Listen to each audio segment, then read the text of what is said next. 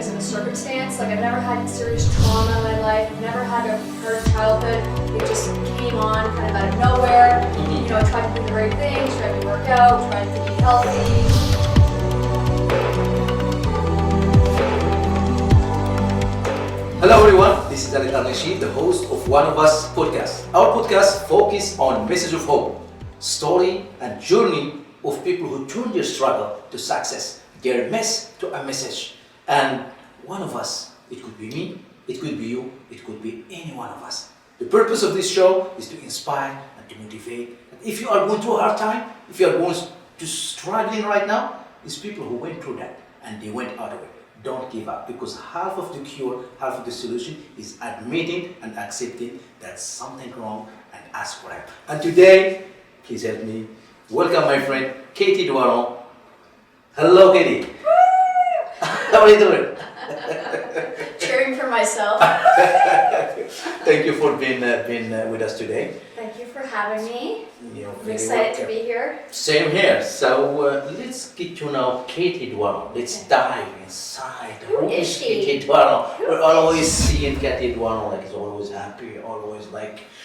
But there is something behind that smile. He said, if there is like day, there is the light before it. If there is light, there is darkness before it. So, Right. who is Katie Doiron? Tell us about her. So, a little bit about me. My name's Katie. I'm a full-time artist here in Moncton, and I paint for a living, so I'm fortunate to do something that I love as a career, because a lot of people that stresses them out. So luckily, I don't have that type of stress, because my job is where I unrelease my stress, if that makes sense. So yeah, so I'm an artist here in Moncton, and that's my career title, and I'm also just a normal person. And everybody like to be a normal person. Yeah, I'm normal. Yeah. So Katie, like you are a successful person, like with your painting, with you are a very known artist.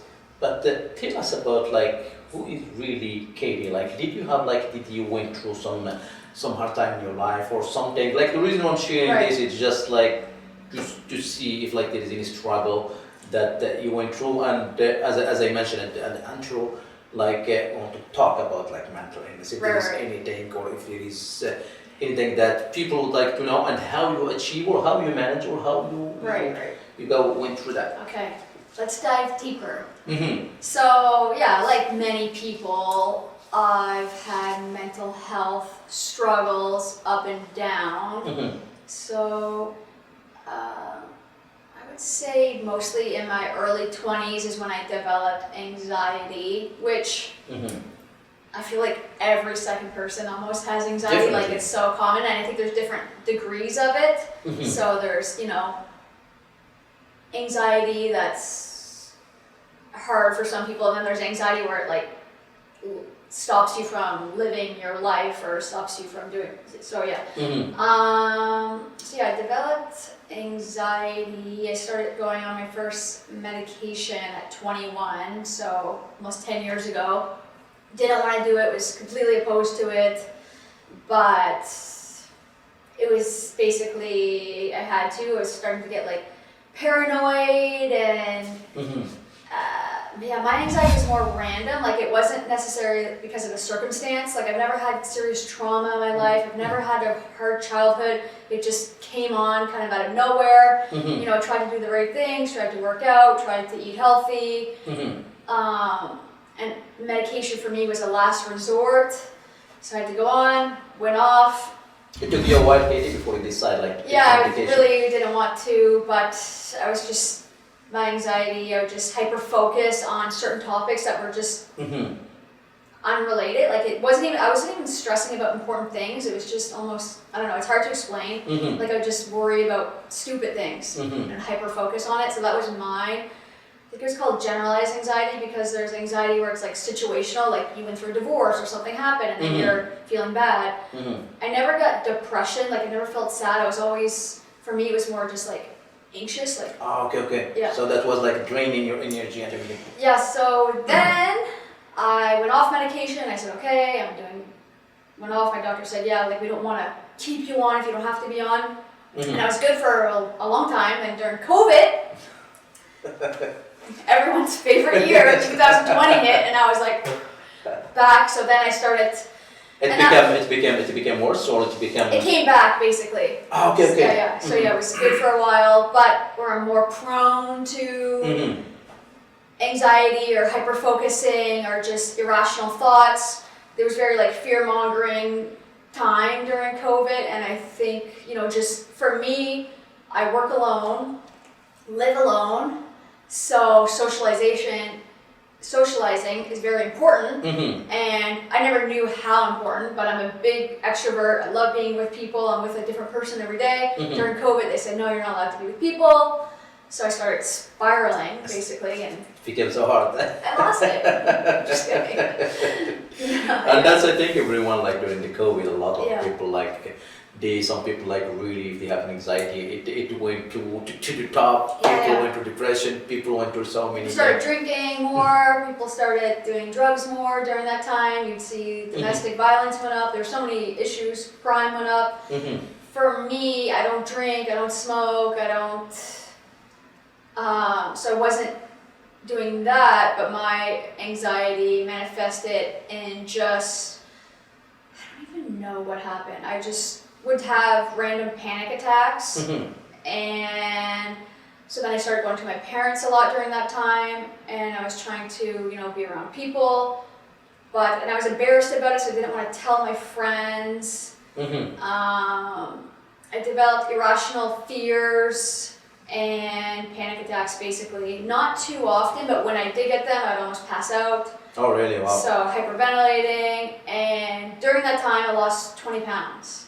So of the weight I am now, I'm exposing myself. Anyway, so I lost a lot of weight. I think it was like 15, 20 pounds, which was too skinny. And yeah, I don't even know like necessarily what happened. Like during this time, I was trying to do the right things, eat healthy, get my sleep, go to the gym, go to therapy. But I was like, I think my anxieties. So my friend Katie, like you said, like you were kind of like afraid to share it, to tell your friend and stuff. So that was make it more harder, like because if you share it with people that you trust, maybe at least you will release some of that fear and that anxiety. Yeah, I think for me, I was embarrassed that I couldn't control it, and then I was kind of like out of control in a way. But I definitely had triggers when anxiety attacks would come on. So, but yeah, being with people, I was okay. It's just being alone. I don't think it was healthy, lockdowns and all that. So I think that was kind of like a situational anxiety. Thank God we passed that part. Yeah, I haven't had an anxiety attack since then. I haven't had many in my life, just mostly during COVID. But anyway, so then I said, okay, my doctor said, listen, you lost 20 pounds, you're underweight, it's not healthy. I said, well, I don't want to go on anxiety medication again. Like, is it that healthy? I don't know. And they're like, being underweight's more unhealthy than what this medication's doing, and stress is going to kill you before medication, like, kicked in. Yeah, so I was like, all right, I'll go back on. Small dose, did the trick, didn't have an anxiety attack, was all fine, could get back to normal, gain the weight, and basically... When you start taking the medication, everything disappeared. Yeah.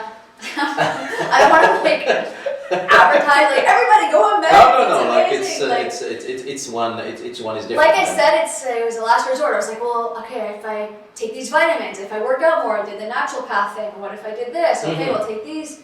You need to exercise. You need to. But I think overall, COVID lockdowns just showed how damaging that was for people and not healthy. Humans are made to be social. Definitely. And we're made to be closer than than 6 feet and all that. Yeah.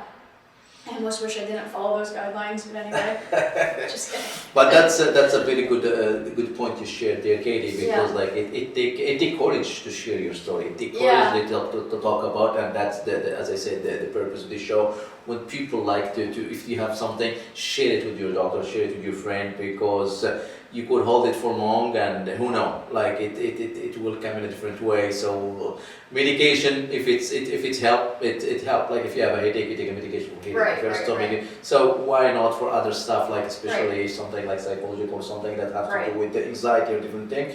It's just you have to ask the specialist and ask for help. That's the most Yeah. important thing. I would say if you can try to do different things first, like,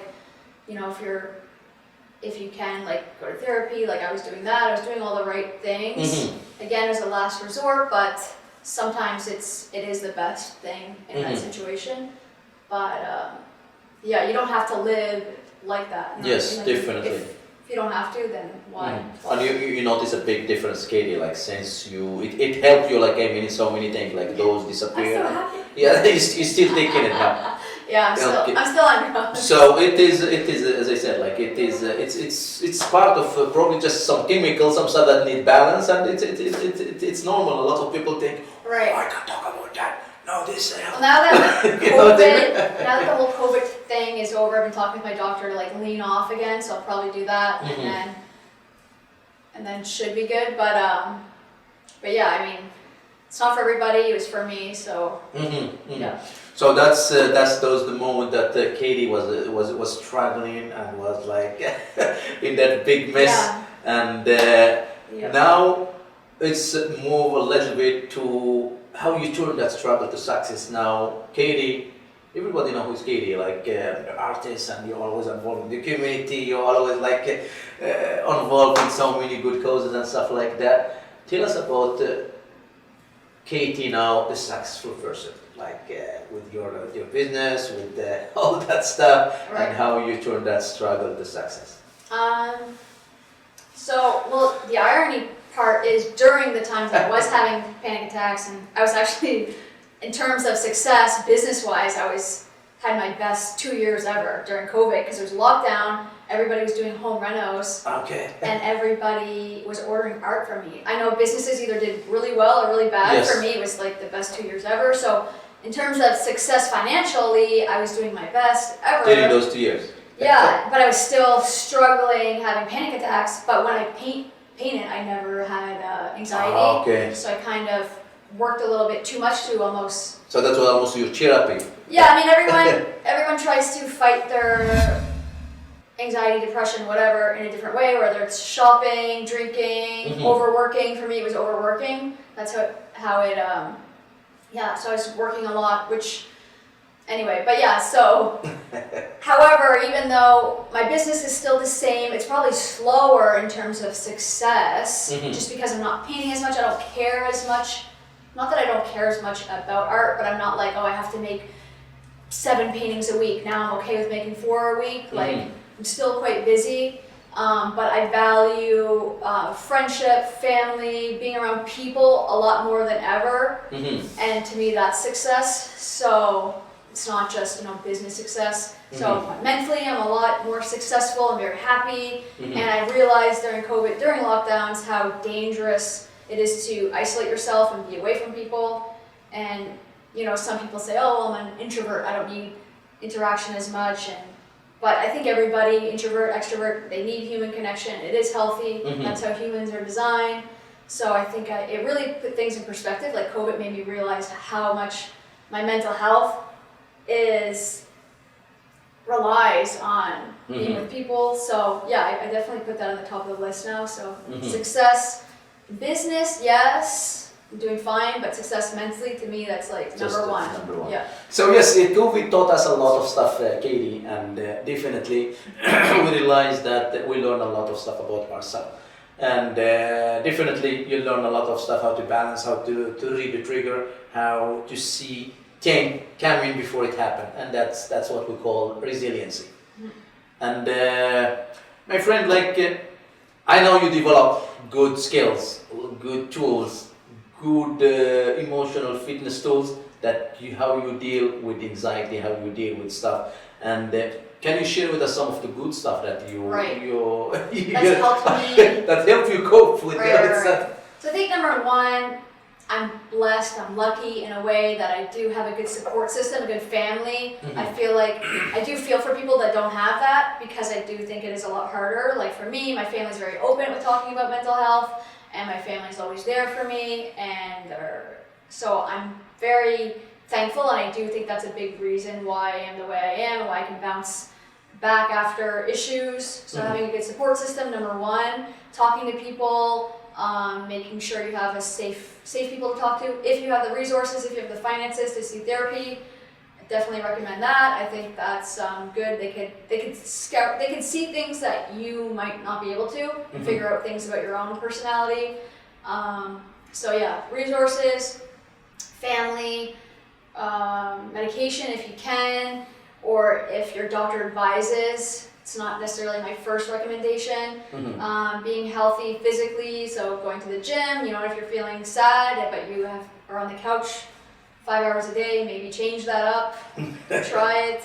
But sometimes people need medication in order to go to the gym too, so that's a balancing act. But eating healthy is obviously, I think we are what we eat, so I try to eat healthy. But I think one of the most important things is just being around people, being social, seeing friends, being around the right people as well, people that support me, people that are positive, people that are talking about goals. And and luckily for me too, I have a career I love. And right now I feel like I'm in a really good place in my life, mentally, financially, physically, like everything, spiritually. Having a relationship with God for me helps me. So there's a combination of things, having tools, but to have, like, if you could put it in a big wheel and say, okay,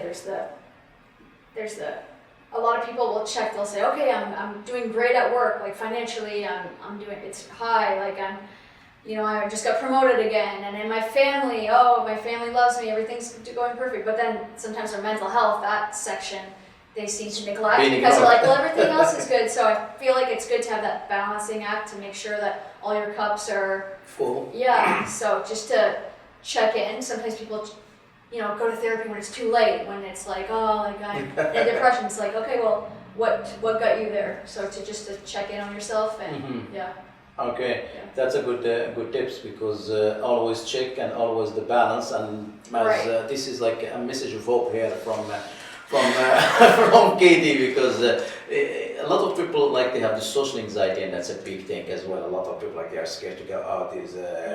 Luckily, I've never had that anxiety. I have the opposite of that, where I'm like, I don't get embarrassed at all, and I don't. But I'm kind of brought up like that. Like my mom's very hey, doesn't care.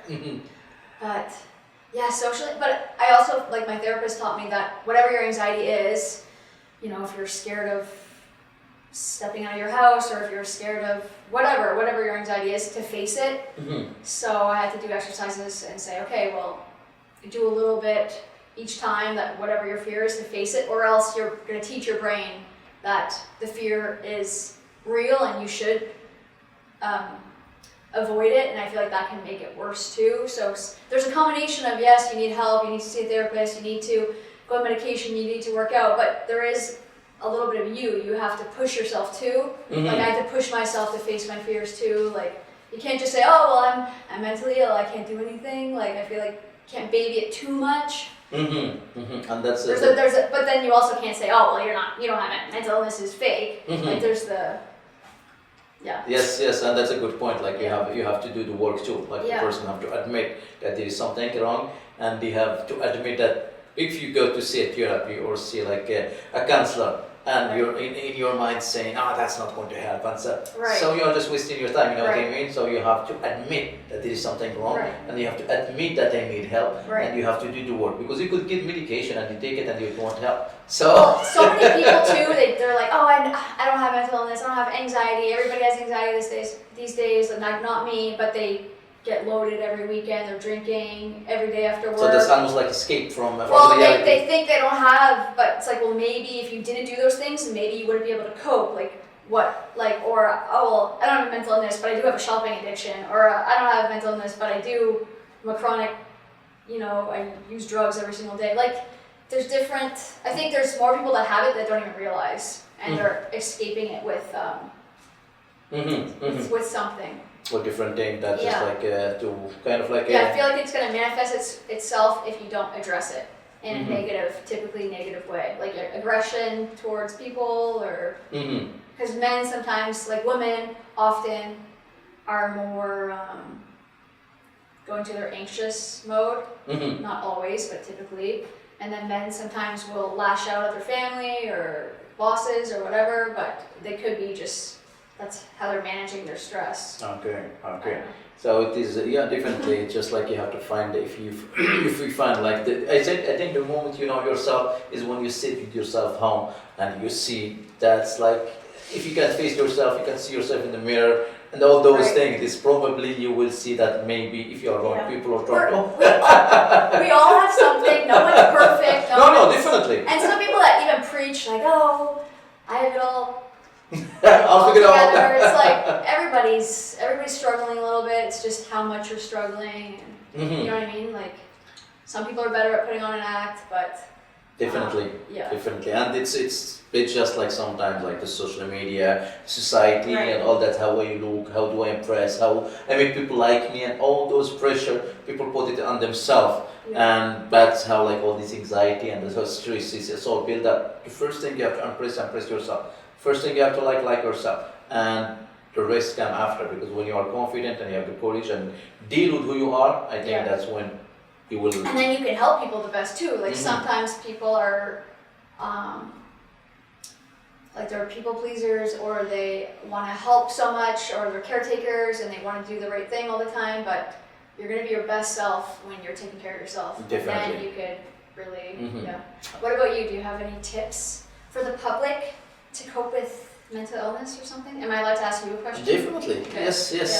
So some of the tips that I would say it's always like you have to accept who you are.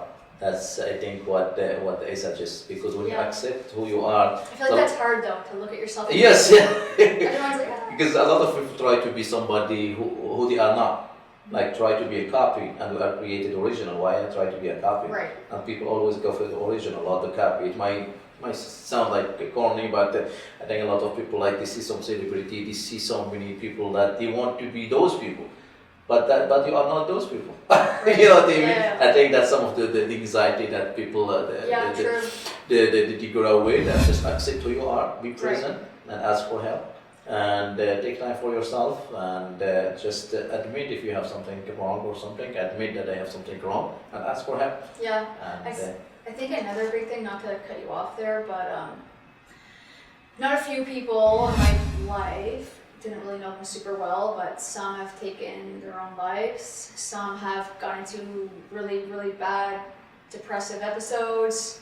And often a pattern I see is that they isolate themselves. And I feel like that's something that if you can, don't do that, because I feel like that's when it gets worse. Mhm. It's something else I wanted to address a bit. I feel like not everybody, I mean sometimes people get in a really bad spot and you would never know. Mhm. So it is depending, but isolating yourself, I don't think it's healthy for anyone. Like I said, during COVID, it made me crazy, so Mhm. I don't think, We didn't have choice at the time. yeah, exactly. But even if you're uncomfortable with people, like force yourself if you can, because I think it's dangerous to do that. I don't think humans were made to, Mhm. but it's easy to stay home and just, yeah, I don't think it's good. Comfort zone. Yeah. And it's hard to get out from that comfort zone sometimes. Like we think. We don't isolate ourselves. You're seeing people every day, like it's the last Yes, thing you yes, do. like A lot of people do that. Yeah. Yes, yes. If I want to ask you, my friend, like what is some of the advices that you would tell someone that's sitting there and watching, and some probably Katie is a role model for so many, and somebody that's going through a hard time right now, somebody that's going through anxiety, someone going Right. through like maybe depression or something, what would you say to those people that's sitting there? I'd say make sure you're talking to people. Number one, that's super important, and don't be embarrassed and talk about it. Too often people will get embarrassed, isolate themselves, and not, which can actually progress it and make it worse. And then you're alone with your thoughts, and so yeah, I would say like force yourself, even if you don't feel okay. Sometimes it's okay to force yourself to go out with people. And yeah, because I have seen people in my life that have either just gotten into really bad depression or taken their own lives, and a big sign what happened before these people that almost led them there was isolating themselves. So if you can, try not to do that, but obviously it's different for everybody. Like some people they're super social and they have depression too. I'm not saying that's always the case, but just that I've seen anyway. But yeah, so I say number one would be around people, be around the right people, the right environment, stay away from drugs, drinking. I think that's just gonna mess up your brain chemistry even more.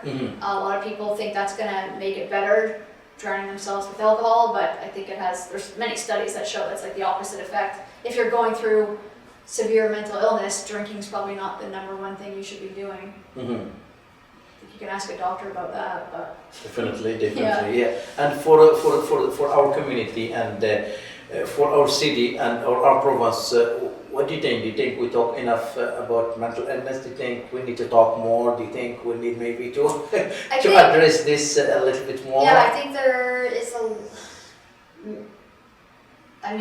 mental illness has always been an issue, and people might say, oh, well, it seems like everyone has a mental illness now. I think there's always been mental illness throughout history. It's just people are diagnosed and people know about it more. And maybe in the 50s they said, oh, don't talk about that. So, but yeah, it's sad because it manifests in different ways. You know, some people do drugs, drinking, different things. So yeah, there's definitely a problem with it a little bit. Yeah. Definitely, and a show like this, we just want to talk about it and just make it almost like normal, but just to share and talk and be like you never know who you could say. Yeah, you never know. I took a program in college called Assist program. Yes, I did that one too. It's a good program. Yeah, so it's a first aid for suicide prevention, and something that they talk about that in that course is. So there's two options people often think if they're ever in that spot. They say, okay, end it or live. But when you're in that mind state, you can't think like that. So the third option is, okay, I know there's something wrong, let's just get help for now. So to not think in ultimatums, like just get yourself somewhere safe with people and talk about it, tell somebody, and get safe for now. I think that's another big thing. I'm not saying if you have a mental illness, that's where it has to go to. I'm just, at least a lot of people don't even think about that. It's kind of like there's an emergency, you don't call 911 because you forget what to do. It's the same thing with, okay, well, maybe let's not think that way. Let's think of, okay, let's get help for now. Okay, yeah. That's a good point. At least save yourself from yourself at that moment. Yeah, those thoughts. Yeah. And there is so many ways, and it's just talk, share, and ask for help. And my friend Katie. And there's hope. And there is hope. There's hope. That's like the main thing. Of hope. You don't. It's not forever. Like I remember when I was going through my times of having anxiety attacks or whatever, and I was like, oh, I guess I'm gonna live with this now. But no, like I haven't had an anxiety attack in like 2 years. Like it was a one-time deal. Took medication, got better, and the situation changed too. Like COVID didn't last forever. If you just went through a divorce, that state's not gonna last forever. Like you're gonna get over things a little bit. Like a lot of times people get in their mind and they think all they can see is what's in front of them, but definitely. There's a new day. Yes, new day, yeah, and it's today. If it's hard today, just be hopeful. Tomorrow will be a better day. Just wait it out. Yeah. A lot of people like at night, oh, so dark, I can't wait for the morning. Just wait it only the morning. Just patience and be hopeful. And as Katie said, hope. There is always hope. Yes. And that's a rope that we have to hold on so tight and hope for the better future. And I know time is running after us.